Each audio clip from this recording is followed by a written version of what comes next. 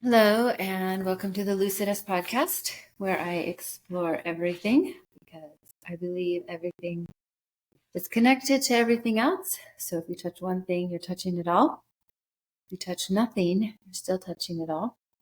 And also because I feel like I've been offered the quest to, as much as I can in this lifetime, to understand and experience and harness as much of the infinite potential that we have within us. And today I'm going to be just chatting. I want to start with giving, I was going to start with The Wizard of Oz, but I'm actually going to start with an update on my trial. I've never been involved with the judicial system. Oh, that is not true. That is not true. Once, very shortly, about, 20 years ago, I was walking my dog. I'd forgotten about this. My beautiful dog down the street. It wasn't my dog, it was our family dog, but everyone called her my shadow because she was always just right at my heels. And her name was Georgia. And I was walking 2 houses down to go get my son from the neighbors who'd been playing. And as we're walking down the street, Georgia's just like right on my heel where she always is. She was not on a leash. And a woman was walking a dog across the street, and it was a big, huge, kind of husky kind of dog. And it had those, I only know this because when the dog came over, I saw it had one of those collars where the spikes went in. It was an older, fairly frail looking woman. Do not believe she should have been out walking this dog. Anyway, her dog got yanked off the leash, ran across the street, and attacked my dog and killed my dog. And when Animal Protective Services came to investigate, I was given I think it was a Class B misdemeanor. I can't really remember because my dog was not on a leash, even though my dog was a miniature poodle. So hard for my dog to have been. I know, I'm sure there are miniature poodles out there who have been deadly. So I'm just saying. So I did have to go to court, and I just got up in front of the judge and I stood up and said, well, my dog is dead. Lesson learned. And he said, great, go home. So that's my interaction with the judicial trial, the judicial system until my rape trial. So last we heard in January, I testified at the pretrial, and I was supposed to have a trial at the end of August. But the attorney at the time told me, he said, don't plan on that. Like, it rarely happens. It's almost always pushed, and true enough, it has been pushed. But it's been interesting in the last, I guess it's about 3 weeks, maybe a month. A lot has happened in that the prosecuting attorney for the state of Utah, who I sometimes say it's my attorney only because he or she is sort of supporting my side, even though they're not mine. They work for the state. I'm just a witness. He was promoted. He was excellent. He was promoted. And so I've been given a new prosecuting attorney. I have not been given. The state has appointed a new prosecuting attorney for this case. At the same time, I had a victim's advocate. My first victim's advocate was someone that was supposed to help me through this whole trial process. And they never helped. They never would even return my texts or calls. Like, they were completely useless. And so I just gave up on this stupid victim's advocate thing. I was like, I don't know what that even is for, because the person never even responded to me. I never had any support. And I was told, about a month ago, you got a new victim's advocate. You have the prosecuting attorney is new. You're going to get a new trial date that has yet to be determined. And then the last thing, I am not someone that keeps things, but my God, I still have the computer I was using in 2008 when the rape occurred. And on that computer are the pictures. Anyway, it's the pictures that were taken of the night when it happened. And anyway, long story short, I had to give my computer to the police. And that really has upset me, because on that computer are also all of my journals over the 10 years worth of journals. And as you know, I'm a prolific writer, tons of stuff. And it seems so unfair that because I happen to have this computer with the pictures in the journal, that I should have to hand it all over. I'm like, look, I gave you the pictures that I had just to show that, we were out together on that night, and that should be enough. I don't think I should need to divulge my whole anyway. So that is where that sits. So when I found out all that information, and it just took me a couple of weeks to kind of, every time something comes up with this. So I want to try to explain what that's like for me. Imagine that you have this issue in your life, and every time it comes up, it's kind of like a startle response, and you don't get to control when and how it comes up. Like most of us, like when I have an issue like that in my life, I just stay away from it. I don't get to do that with this, right? And not only do I not get to stay away from it, but I don't get to choose when it engages with me or how. It just shows up. And so when these suddenly all showed up, I just have tried to, recalibrate. And it brings up all the same feelings of like blame and shame and pain and grief. And, the anger and hatred are a lot less than they used to be, which is actually a huge relief, because it's not going to get me anywhere. I don't have any desire to feel anger and hatred toward the defense attorney and the man who raped me. No, it's not going to get me anywhere. For me, it's no good. Other people, and I'm sure it had a time and place, but not anymore. Okay, so today I went and met with the new prosecuting attorney and the victim's advocate, the new one. The old one that never helped me is gone. And they gave me some pamphlets. First thing I want to say is they're wonderful, especially the victim advocate. I've realized now why they're in place and what the first one was supposed to do. And they did apologize, and they did say that the previous prosecuting attorney did put notes in my file that was like, he was terribly disappointed and really frustrated with the old victim's advocate, that they did nothing for me. So it's not just me, ranting that, hey, this person should have done more. Like, it was clearly seen by everyone that I had no support from that arena, which should have. So this new one, she's fabulous.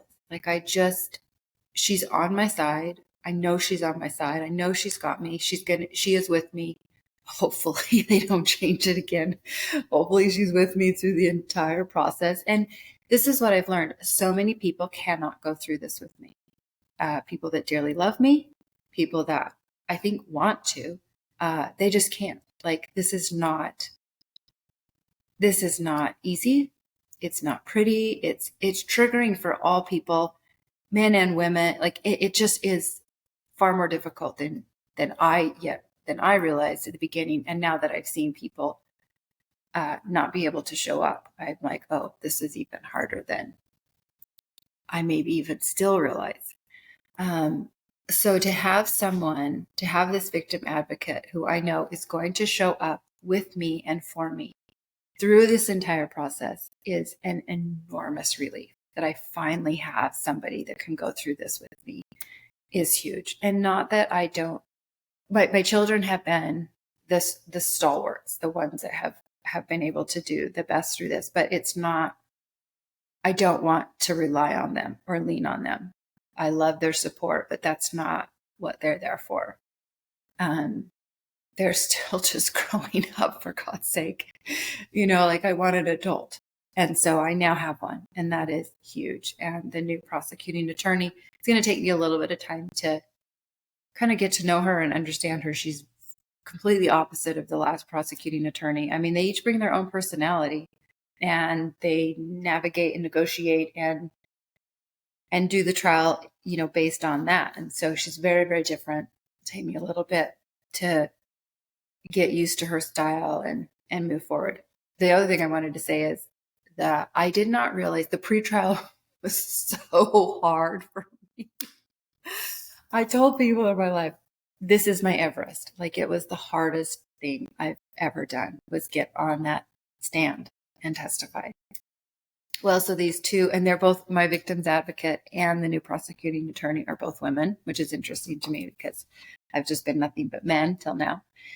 And both of the women did tell me, they're like, the pre-trial is kind of like a kiddie pool. Like, it's play. It really wasn't that serious.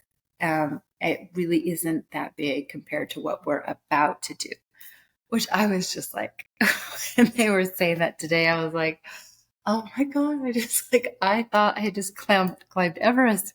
Like, I don't even know if I could do that again, let alone what you're now telling me is going to be required.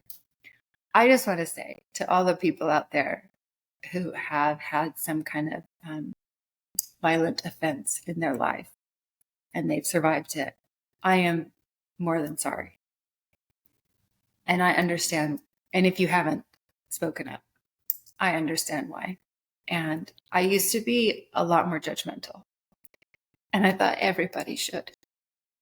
Now I wish everybody could. I wish everybody could. Because if we all did, it removes so much of the shame and the blame of being a survivor. And it also, as hard as it is for me, each step does heal me. So, but I can't say that's true for everyone. Okay, so one of the things is it gave me these pamphlets, and I've seen them before, but they were just sitting on my counter. So I just want you to see the word victim. So I did actually, send them a message and just said, hey, one day I would really like that to say survivor. I'm a survivor of sexual assault. And I have rights as a survivor and services as a survivor. So I would really like to be a survivor and not a victim anymore. And I will appreciate it when that is changed. And I actually don't even say I'm a survivor anymore. And for myself, if I'm talking to someone else, those are kind of the words I have to use because no one is aware of this yet. But to myself, I now say I'm a thriver. I know I've said that before, but it's coming. I've said it enough that it's slowly starting to come to life. I'm seeing moments where I'm going to thrive again, and that feels really good. And that's what I'm actually going to talk about. Now we'll talk about, let me see, is there anything else I want to share about the trial? I think that's it. We're just, I have to go through all these hearings again. Who knows how many? Maybe there'll be a trial in October, November, December, January, February of 2025. At that point, we will be almost 3 years from the day I reported. And I remember when I reported and they said it might take 18 months, possibly 2 years. And I thought there's no way I'll survive that. And I want to say a recent kind of inner message I got was endurance, like prepare yourself physically, mentally, emotionally for endurance. And I just have a feeling that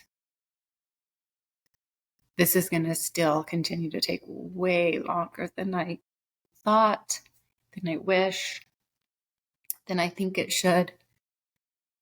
But I've also seen that the more I learn to live sort of beneath this, it feels like a very heavy umbrella. I wouldn't say it's weighing on me. It does weigh on me, but it's definitely like over my head. Sort of like, there's this thing yet to be done. It feels more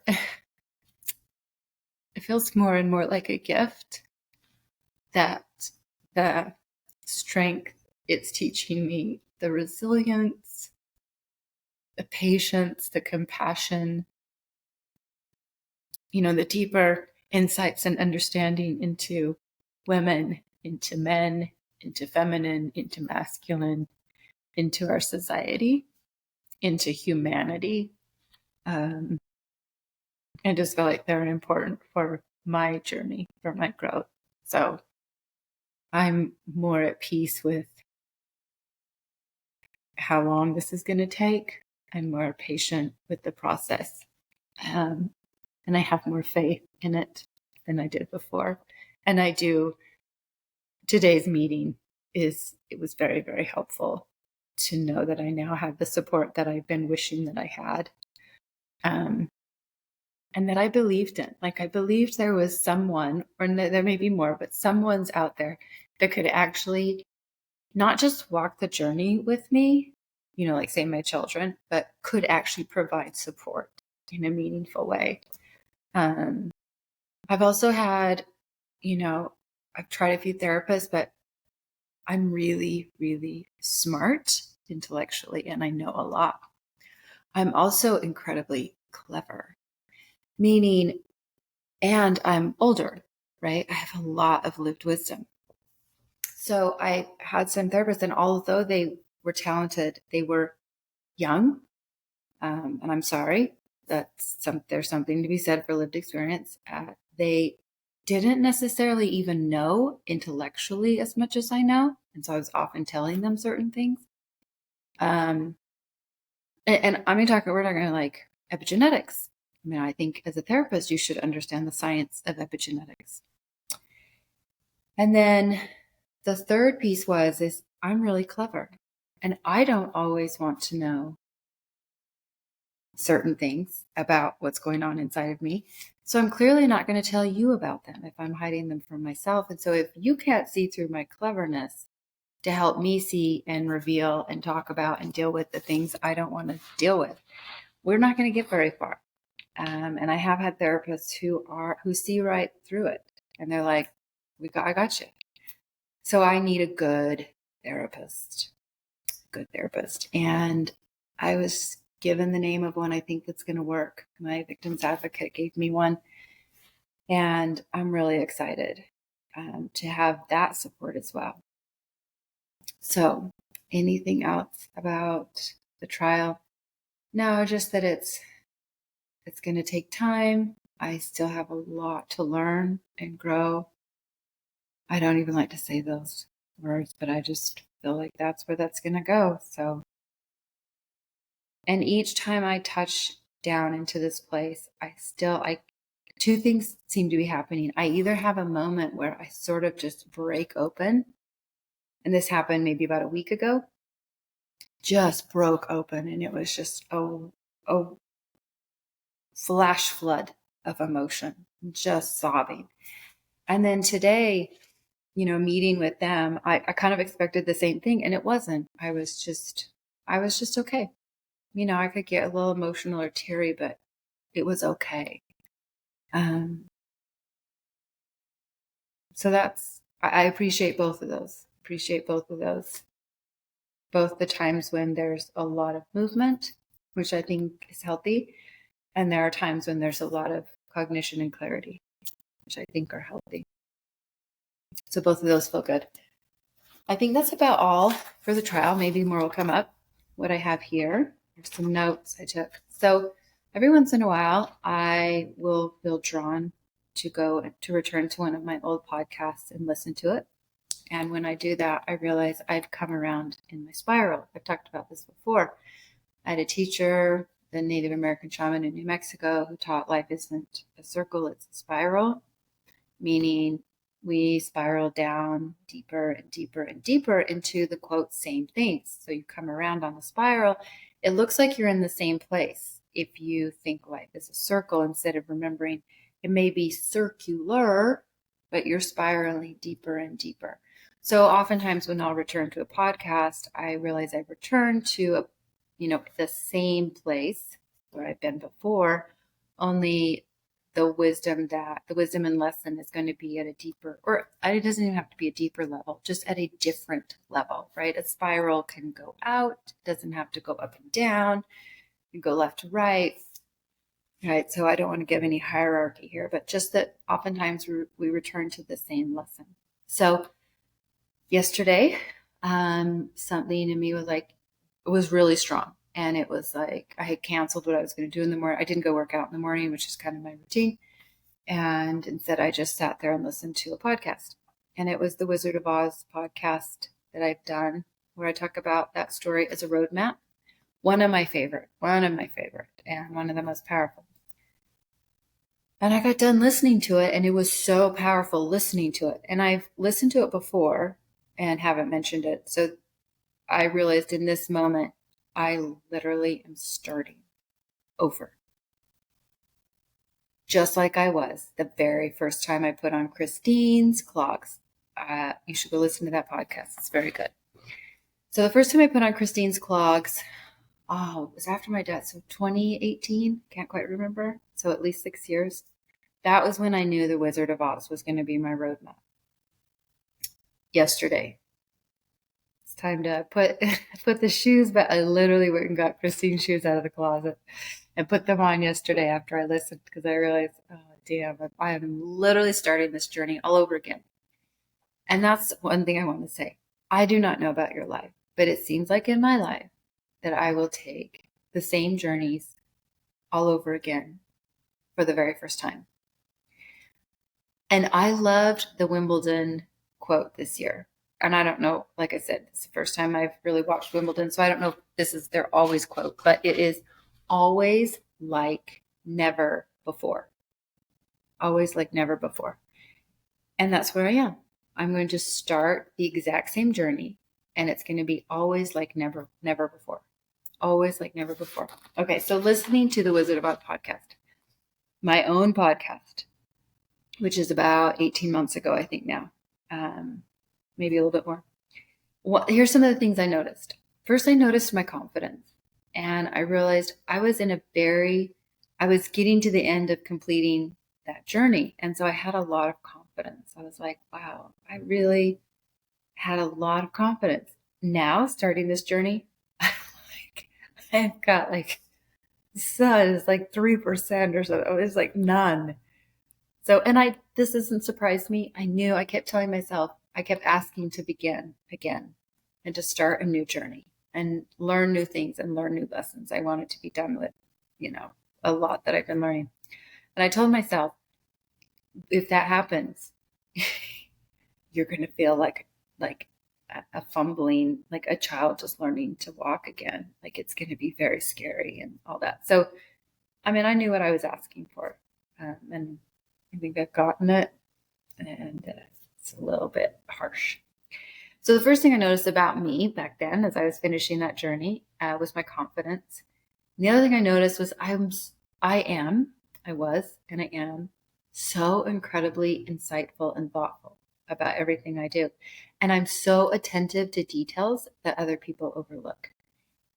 And I have never seen that about myself until I was listening, and I was like, oh my gosh, look at me. Like I was so admiring her. I was so proud of her. And why is that person looking in the window? Sorry, somebody and their dogs came up to my windows and looked in. Okay.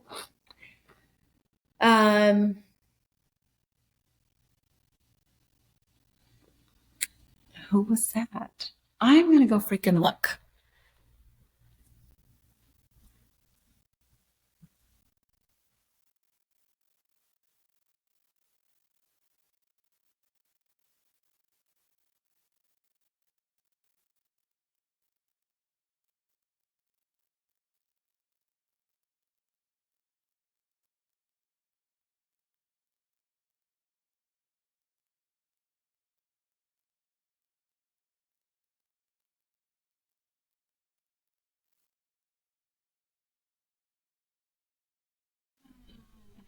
Things like that.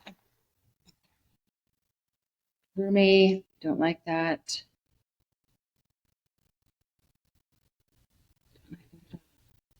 Why would he and his dog need to come look in that window?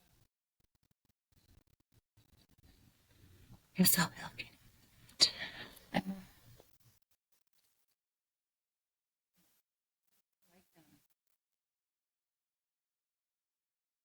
Okay, so where was I? I'm glad I have this list. Okay. So one of the questions, okay, so I just want you to know, you can see it in real time. That person and that dog walking up to my patio window, and granted, it is like a common area. I live in a condo, so a common grassy area out there. But walking up onto the concrete patio to my door is not okay. So I'm going to say something about that. Uh, but what it's done is it's hijacked. This is the moment where I can see and feel it's hijacked my brain. It's hard for me to think about going back to this. I just want to end this and go take care of that text. And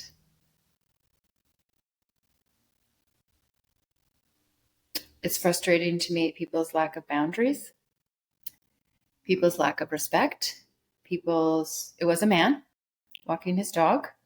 And I saw the dog and I saw the gentleman, and I will be texting the HOA manager and saying, will you please, you know, this gentleman, you can politely ask him directly, do not go on her patio ever, and do not look in her windows. And if you don't know who he is, then you can send it out to everyone and say, do not go into people's patios and do not look in their windows. So, yeah. And this is the disruption that is so frustrating to me. Where I want to live my life and I get tired of both people behaving like that and the internal reaction of what is happening inside of me. Alarm bells, a lot of anxiety, a lot of anger.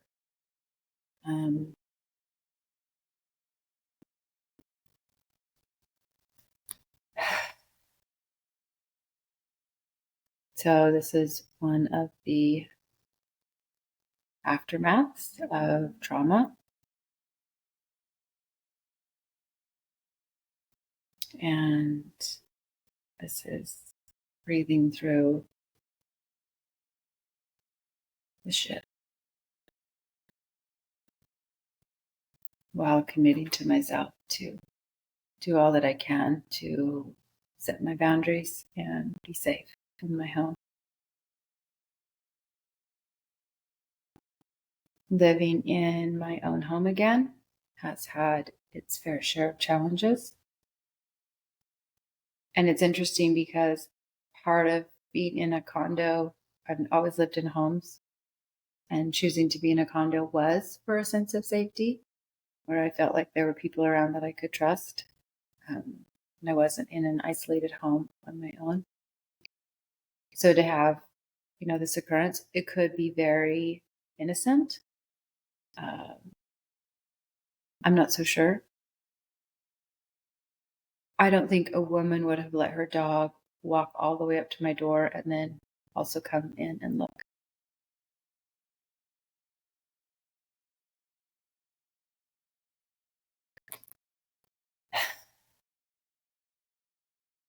And I'm just really sad.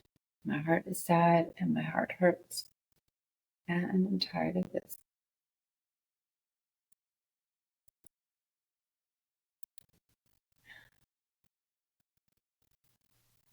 I'm going to finish this podcast because I found the best thing I can do when I'm triggered is to commit to a healthy action. Even if I can't take that act, I could stop and take the action right now.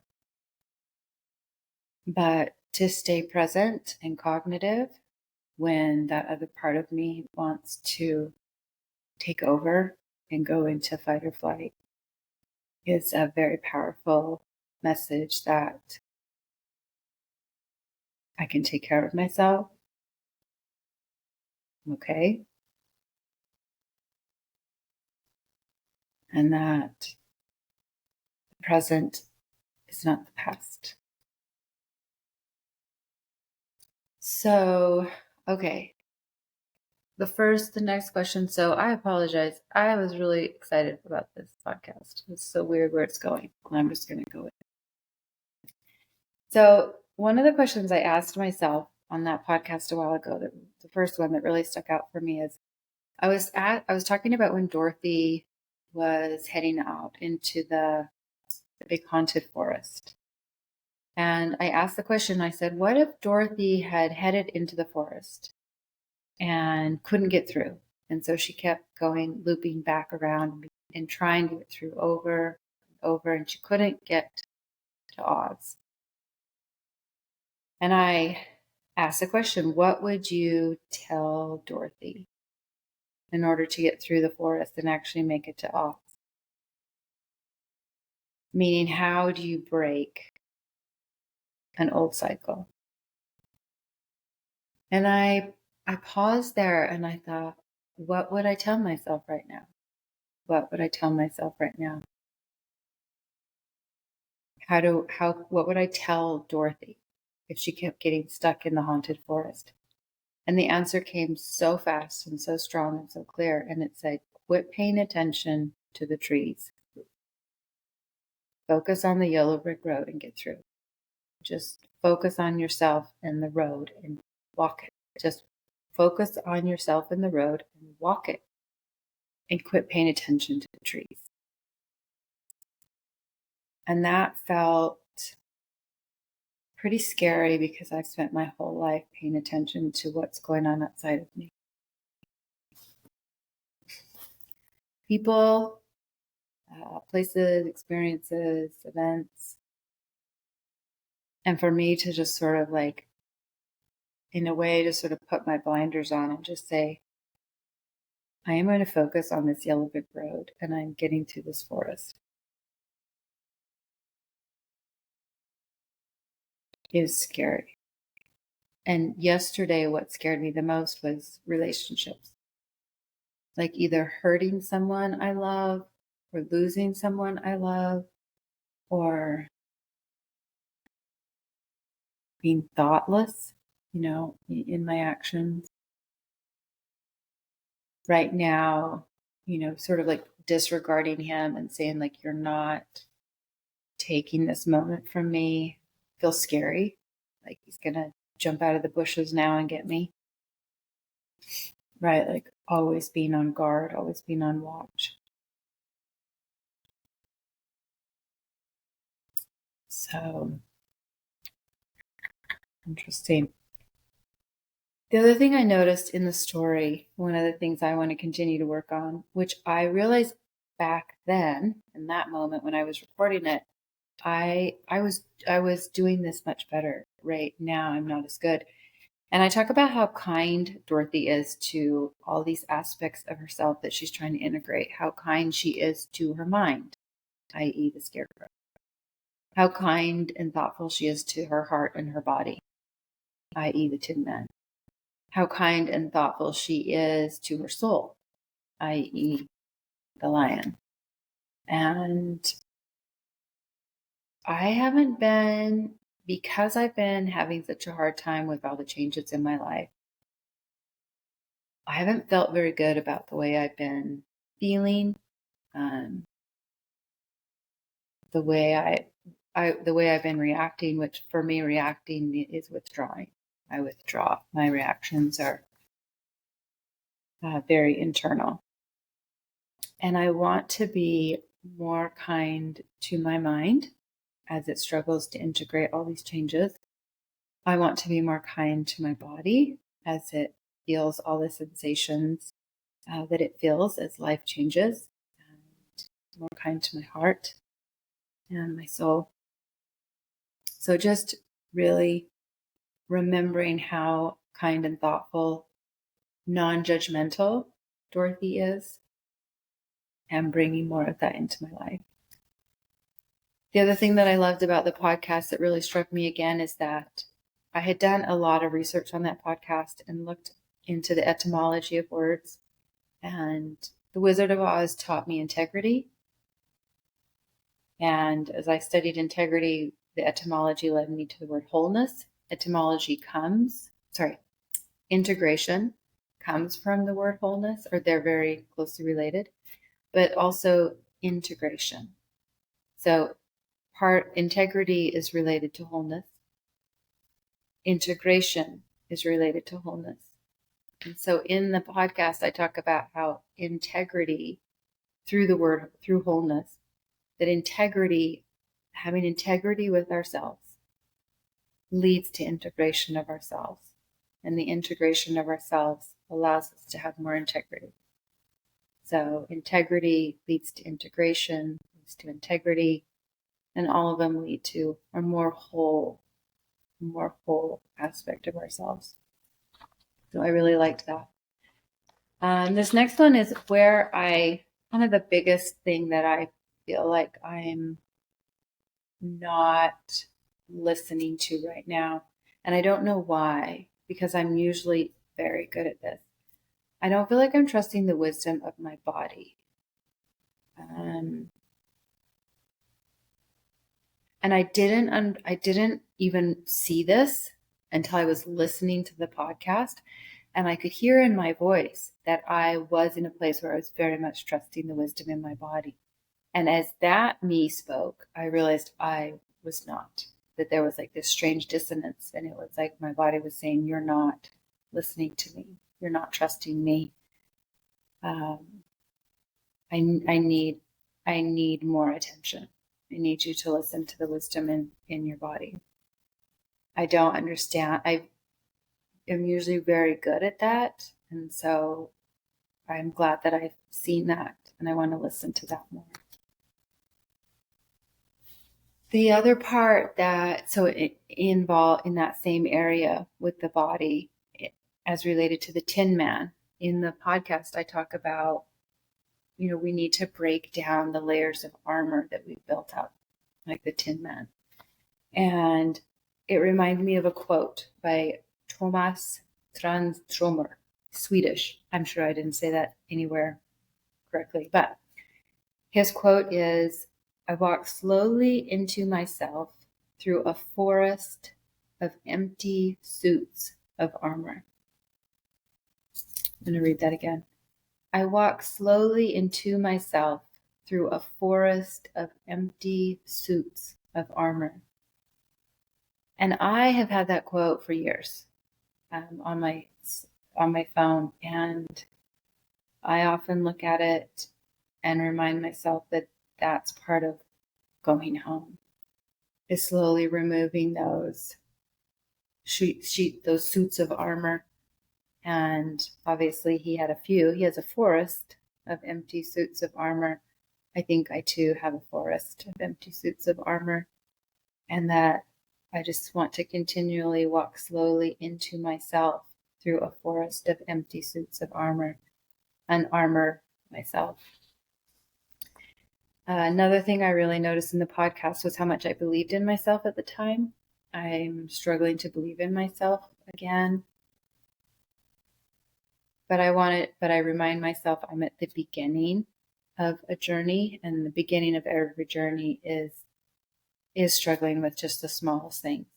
When you begin a brand new journey, you don't have the skills. That's why you're taking the journey, is to learn all the skills. And so it was beautiful to see that I had all those skills to meet the challenges of that journey, and to trust that as I walk the yellow brick road of this journey, that I will again have those skills, and believing in myself to do it again for the current journey.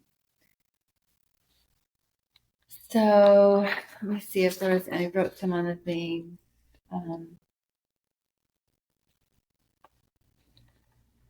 This was another thing in that podcast. I'm not yet home.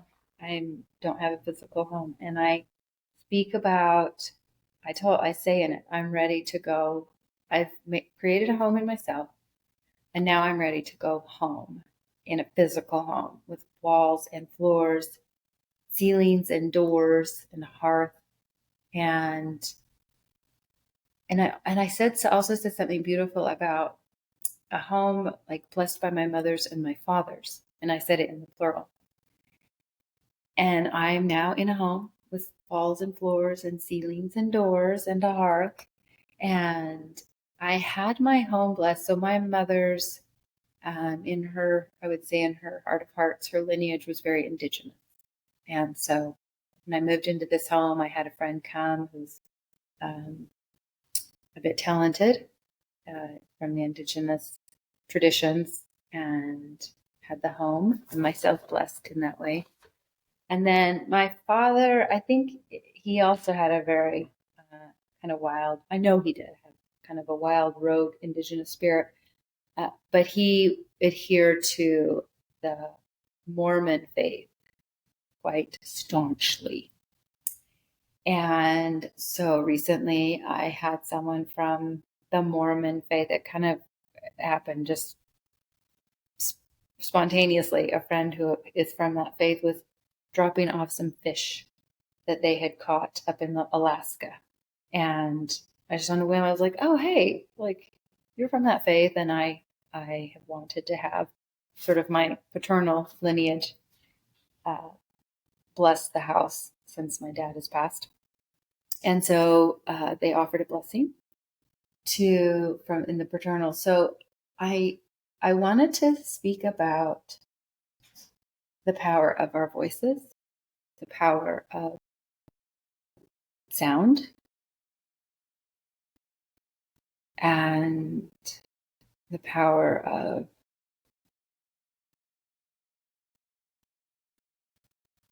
you never know. Meaning, I've been speaking about living in a home for a long time.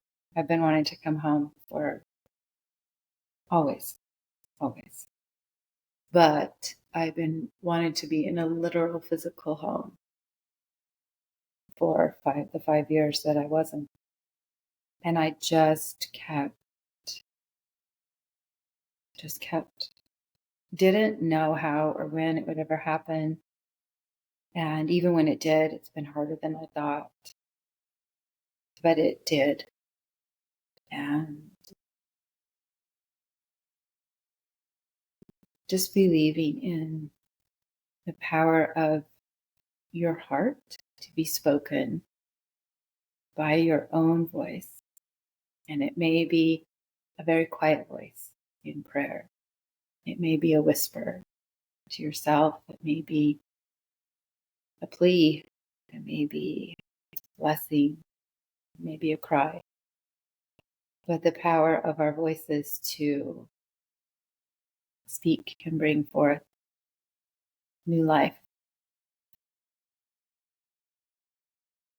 for ourselves and for others. So my goal right now is just to be at peace with where I am and who I am. And trust that that's okay. And trust that I'm at the beginning of a journey. And the beginning of journeys can often be the hardest. Well, I don't know if they're the hardest, but they can be the most confusing and chaotic. Meaning I don't have a clear sense of, sometimes I know what I can see the hurdle. I can see it. I know I have to get over it. I don't know how. Right now, I don't even really know. I know so little about my own self, about my own journey, about some of the reactions and I've been having to what's going on in my life. And just being at peace with all that. Just being at peace with all that.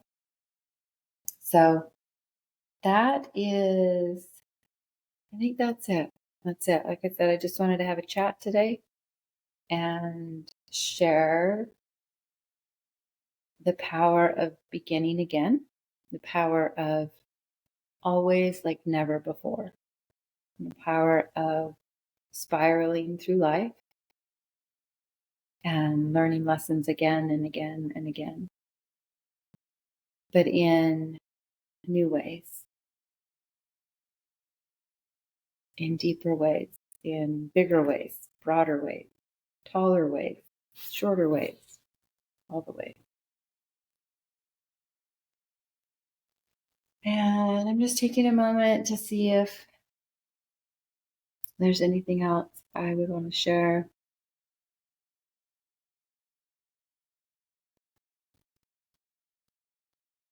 I just have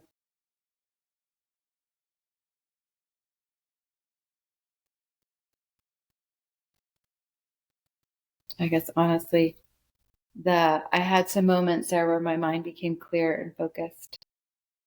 And it's interesting because when it did, I felt a sense of peace in my body. And now my mind has gone back to the gentleman and the dog at the door, at the patio door. And now it's just like got people again. So I have shared what I wanted to share. And I am now going to go make a phone call and see what I can do about letting that person know that they're not welcome on my patio. And to all of you, I hope that whatever it is that you're dealing with in life that keeps showing up at your door, literally, that you continue to find ways to engage with it that are true to your heart. That are true to your heart. So, my best to you all. Take care. Be well.